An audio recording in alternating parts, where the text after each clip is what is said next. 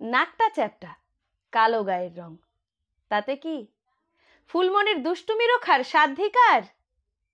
মেয়ে শুধু দুষ্টুমিতে সেরা এমনটাও কিন্তু নয়, লেখাপড়ায়ও ভারী চৌখস। গ্রামের স্কুলে ক্লাস ভর্তি ছাত্রীর সামনে ফুলমণি যখন আবৃত্তি করে সলিটারি রিপারের stop here or gently pass, মনে হয় যেন ওয়ার্ডসওয়ার্থ ফুলমণির মতো কাউকে দেখে এই কবিতাটি লিখেছিল।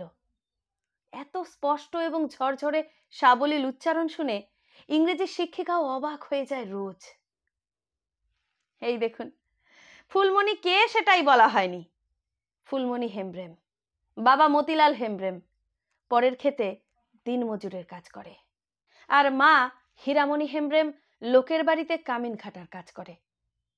আরে ভাবছেন তো এমন লোকের মেয়েকে নিয়ে আবার লেখার কি হলো? হলো হলো, একটু ধৈর্য ধরে বসুন দেখি, বলবো তবে আরো কিছু। গোবরে পদ্ম ফুল কথাটা শুনেছেন নিশ্চয়ই, সেটাই ছিল ফুলমণি। যেমন বুদ্ধি তেমন চঞ্চল।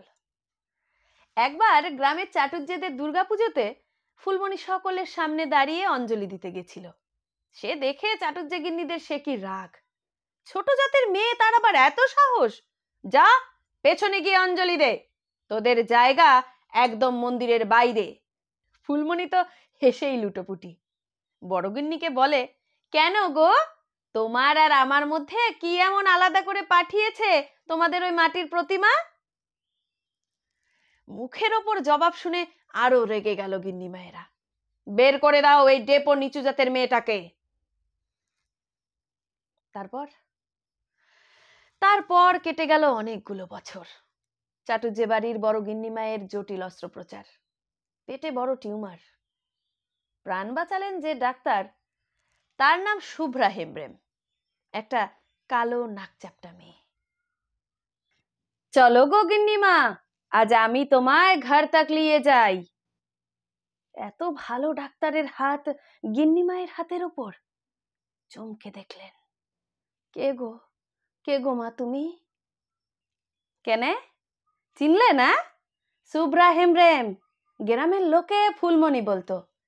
ভুলে গেলে? মোর বাপ পরের খেতে জন্মজুরের কামটো করতো, আর মা তোমাদের ঘরে কামিন খাটতো। আমি তাদের মেয়ে, আর তোমার ছোট ছেলের বউ, মানে চাটুজ্জে বাড়ির বউ ডক্টর শুভ্রা হেমব্রেম চ্যাটার্জি। অমন ফ্যাল ফ্যাল করে কি দেখছো গিন্নিমা? এসো, হাতটা ধরো, গাড়িতে ওঠো।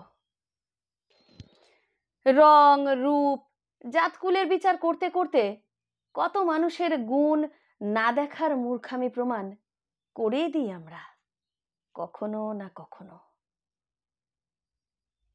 নমস্কার।